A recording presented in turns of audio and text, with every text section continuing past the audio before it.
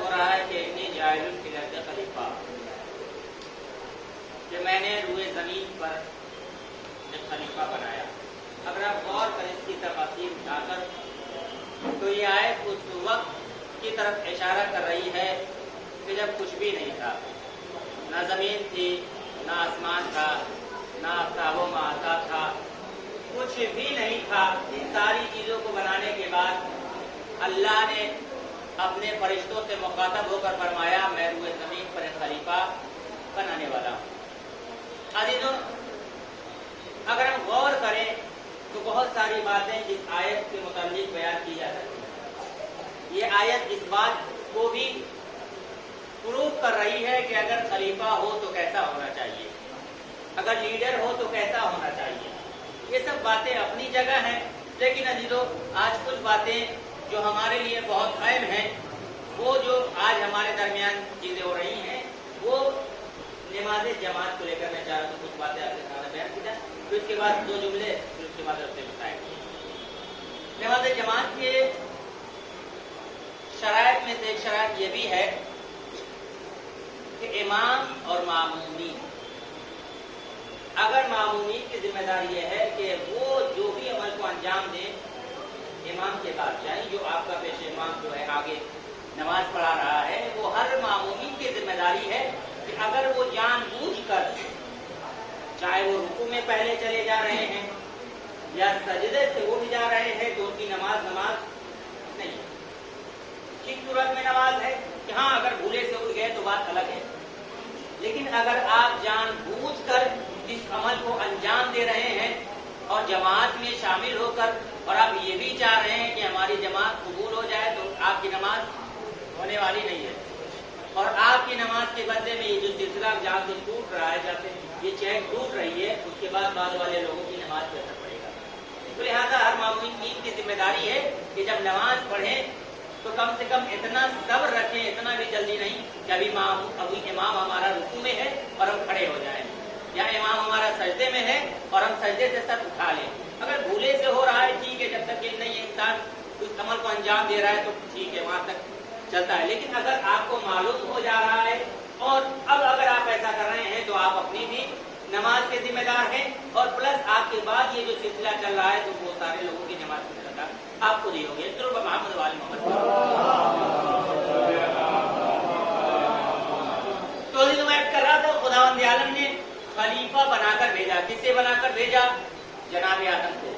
یعنی اللہ نے لوگوں کو بعد میں بھیجا، ہدایت کا پہلے انتظام کیا تاکہ کل کو یہ کوئی نہ کہے کہ خداوندہ ہم تک ہدایت پہنچی ہی نہیں، خداوندہ تو نے ہم سے کچھ چاہا ہی نہیں، ہمیں کسی نے بتایا ہی نہیں کہ عبادات بھی کسی شے کا نام ہے، ہمیں معلوم ہی نہیں کہ روزہ بھی کسی شے کا نام ہے، ہمیں معلوم ہی نہیں کہ حج بھی کسی شے کا نام ہے، ہمیں معلوم ہی نہیں کہ زکات و خرچ بھی کسی شے کا نام ہے. لہذا اللہ نے انسانوں کو بعد میں بھیجا ہے، ہادی پہلے بھیجا ہے، ہدایت کا انتظام پہلے کیا ہے، تب جا کر یہ لوگوں کا سلسلہ چلا.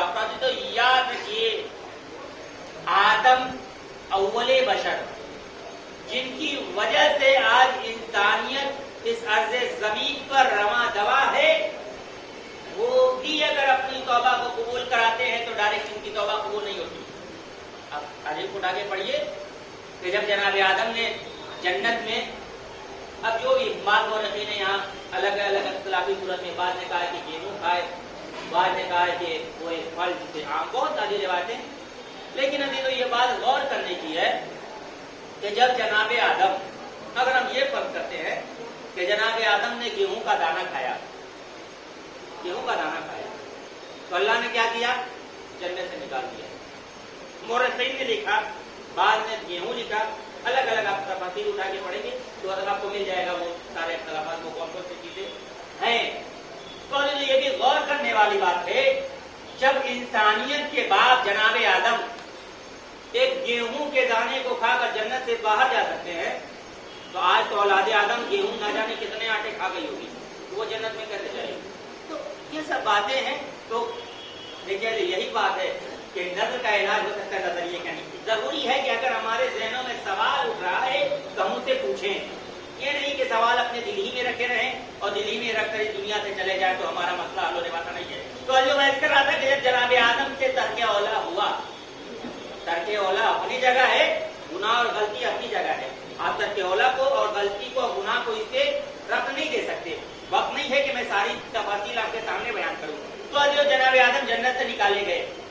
जनाब आदम जन्नत से निकाल दिए गए। अब इन्होंने क्या किया, गिरिया कर रहे हैं। बहुत तवज्जो दीजिए, जनाब आदम ने गिरिया करना शुरू किया। आपको मालूम है खाना काबा में एक पत्थर है कि जिसका नाम हजरे अस्वद, आज के जमाने के एतबार से उसे हजरे अस्वद कहा जाता है, मगर ना तारीख अगर पुरानी तारीख उठा कर देखे वो हजरे अस्वद नहीं था, बल्कि एकदम सफेद पत्थर था। गुनहगार इंसानों के हाथों ने उसे मस कर करके स्याह कर दिया। मगर ना पुरानी तारीख आप उठा कर पढ़े तो आपको मिल जाएगा। ये वो पत्थर है कि जो सबसे पहले जमीन पे आया जन्नत से। कौन सा? हजरे अस्वद, जिसे नाम दिया गया। कब आया? तारीख में ये बयान किया गया कि जब जनाब आदम गिरिया कर रहे थे तो ये पत्थर भी जन्नत में जनाब आदम की मोहब्बत में गिरिया कर रहा था। खुदावंद आलम ने सवाल किया, गिरिया करने की वजह क्या है? कहा, मुझे अपने महबूब के पास जाना है। क्यों? इसलिए कि इसी पत्थर पे जनाब आदम इबादत इलाहिया को अंजाम दिया करते थे। लिहाजा पत्थर को भी जनाब आदम से इस कदर की मोहब्बत हो गई कि अल्लाह ने उस पत्थर को जनाब आदम के पास भेजा। और जब जनाब आदम गिरिया कर रहे हैं, जब इससे तरके हो गया, खुदावंद आलम की बारगाह में माफी मांग रहे हैं, खुदावंद आलम की बारगाह में अपनी दुआओं को पेश कर रहे हैं कि खुदावंदा मेरी दुआओं को माफ फरमा।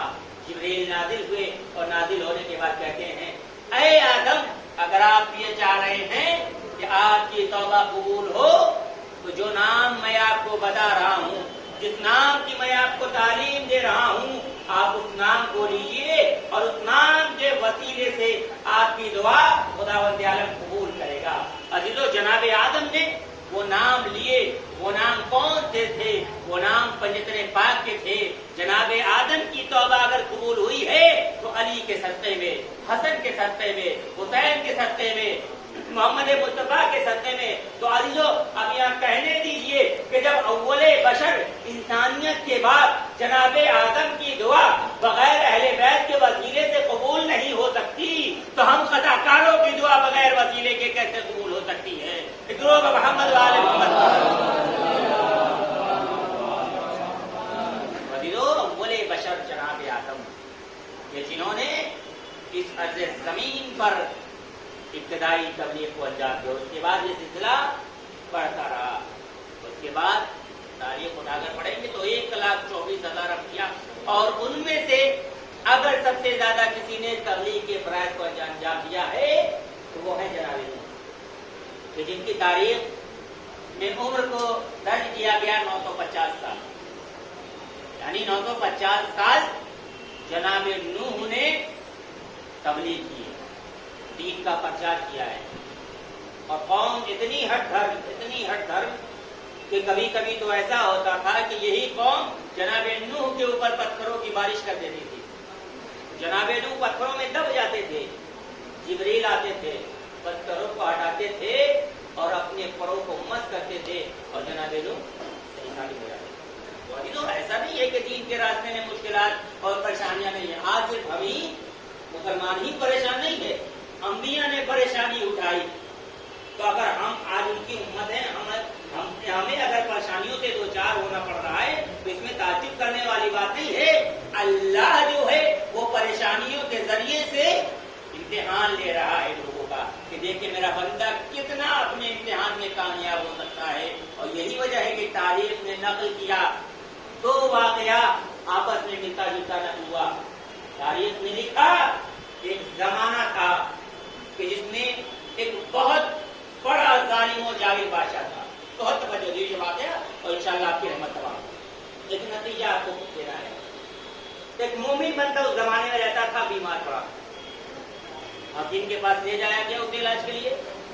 हकीम ने कहा कि फला किस्म की मछली की जरूरत है, अगर वो मछली मिल जाए तो तुम्हारा इस मोमिन का इलाज हो जाएगा। अजीजों, वो जमाना भी मछली का।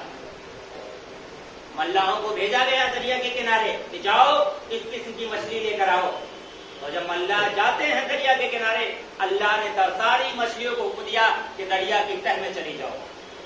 बहुत तवज्जो अज़ीज़ान ईमान, ये बंदा मोमिन है, अल्लाह का फरमाबरदार है, इबादत गुजार है, लेकिन अल्लाह ने क्या किया, मछलियों को दरिया के तह में चली जाओ। सारी मछलियां दरिया के तह में चली गई। ये बंदे मोमिन बीमारी की हालत में, कर्ब की हालत में बिस्तर पर लेटा हुआ अपने रब को याद कर रहा है। कुछ दिन के बाद इसे शिफा हुई और उसी जमाने में वो जालिम जावेद बादशाह बीमार पड़ा, उसे भी इसी मछली की तलाश। वो जमाना भी मछली का नहीं। अल्लाह को हुक्म दिया गया कि जाओ और जाकर दरिया से इस किस्म की मछली लेकर आओ। अदीजो अल्लाह गए, अल्लाह ने हुक्म दिया मछलियों को कि दरिया के किनारे जाकर लग जाओ। बहुत तवज्जो दी ईमान। जब अल्लाह का मोमिन बंदा था तो अल्लाह ने हुक्म दिया कि मछलियों को दरिया के तह में चले जाओ। अल्लाह का नाफरमान बंदा है, जालिम और जालिम बादशाह है, हुक्मरान है, अल्लाह हुक्म दे रहा है कि दरिया के किनारे लग जाओ। आखिर मामला क्या है, माजरा क्या है? उस दौर के नबी ने खुदावंद आलम से सवाल किया, परवरदिगारा माजरा क्या है? खुदावंदा तू बताना क्या चाहता है? आवाज़े कुदरत आई, ऐ मेरे नबी, ऐ मेरे लीडर, ऐ मेरे पेशवा, याद रखो मैं दुनिया को यही बताना चाहता हूँ कि जब कोई बंदा मोमिन अगर परेशानियों में मुब्तला है तो मैं उसे परेशानियों में मुब्तला करके उसके दर्जात में बुलंदी अता करना चाहता हूँ। और जब कोई जालिम और जाबिर बादशाह हुक्मरान अगर परेशानियों में मुब्तला है तो मैं उसे शिफा दे के अपनी हुज्जत को तमाम करना चाहता हूँ।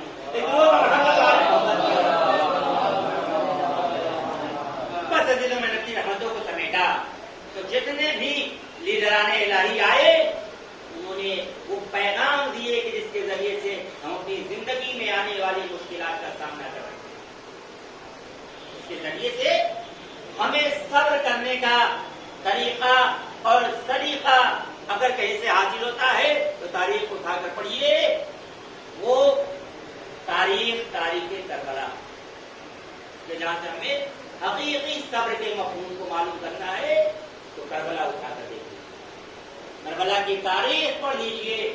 आज हमारे दरमियान से कोई रुखसत होता है तो यकीनन एक बाप अपने बेटे की मैयत पे सब्र करने की कैपेसिटी नहीं होती, लेकिन जब उसे करबला की तारीख नजर आती है तो उसे सब्र करने का तरीका और तरीका हासिल होता है।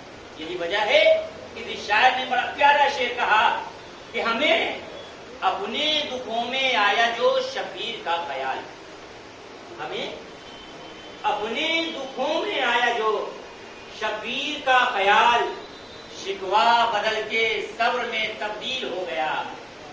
तो हर गम में करबला ने सहारा दिया हमें, हर गम गमे हुसैन में तब्दील हो गया, हर गम गमे हुसैन में तब्दील हो गया।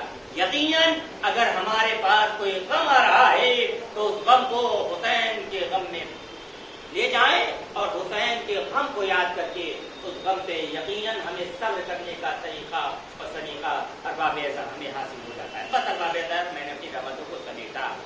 तो करबला एक ऐसी दर्सगाह है कि जहां से हमें सब्र करने का तरीका हासिल होता है, जहां से हमें सब्र करने का सलीका हासिल होता है और जहां से हमें आपस में क्या रिलेशन को किस तरीके से निभाना है। भाई है तो उसकी जिम्मेदारी क्या है, बहन है तो उसकी जिम्मेदारी क्या है, वो सारी चीजें अगर हमें मालूम होती है तो तारीख करबला उठाकर पढ़ लीजिए। अरबाब अज़ा बस दो जुमले मसाइल के और आपकी रहमत तमाम करूंगा। तारीख तो यही लिखती है ना, मकाती के यही तो जुमले हैं ना कि जब हुसैन अपने असहाब अंसार को लेकर करबला में आ गए हैं ना तो सबसे पहले हुसैन ने उस जमीन को खरीदा है ताकि कल को ये कोई न कहे कि नबी के नवासे ने करबला की जमीन को गस्ब किया है। नहीं है, तो सबसे पहले इमाम मज़लूम करबला ने उस जमीन को खरीदा है और खरीदने के बाद हिबा किया है। और हिबा करने के बाद तारीख बताती है कि कुछ वसीयतें की हैं। वो क्या वसीयतें थी अरबाब अज़ा, अगर हम तसव्वुर करेंगे तो यकीनन कलेजा मुंह आता है। वो वसीयतें यही तो थी, ऐ कबीले वालों ये जमीन मैं तुमसे खरीद रहा हूँ और खरीद कर मैं तुम्हें हिबा कर रहा हूँ।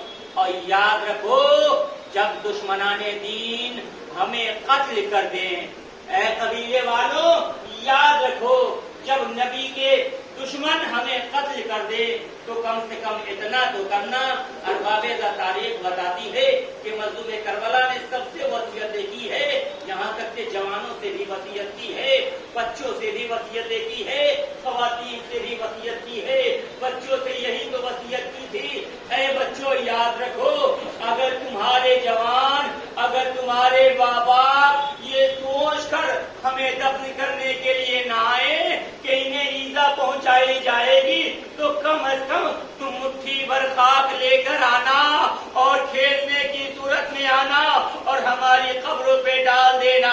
ارباب تاریخ بتاتی ہے کہ ارباب جب کربلا کے میدان میں زہرا کے لال نے اپنی جان نشاور کر دی تو ارباب دشمنوں نے یہ بھی رحم نہ کیا، حسین کی یتیمہ سکینہ کے اوپر اتنے مظالم ڈھائے گئے کہ حسین نے جو گوشوارہ سکینہ کو پہنایا تھا، ظالم نے اس گوشوارے کو بھی نہ چھوڑا، ایک تماچا مارا اور سکینہ کے کانوں سے گوشوارے چھین لیے، سکینہ کے کانوں سے لہو جاری ہو گیا، سکینہ نے دریا کا رخ کیا۔ اے چچا جان، آپ کے جانے کے بعد بھی ہم پر مظالم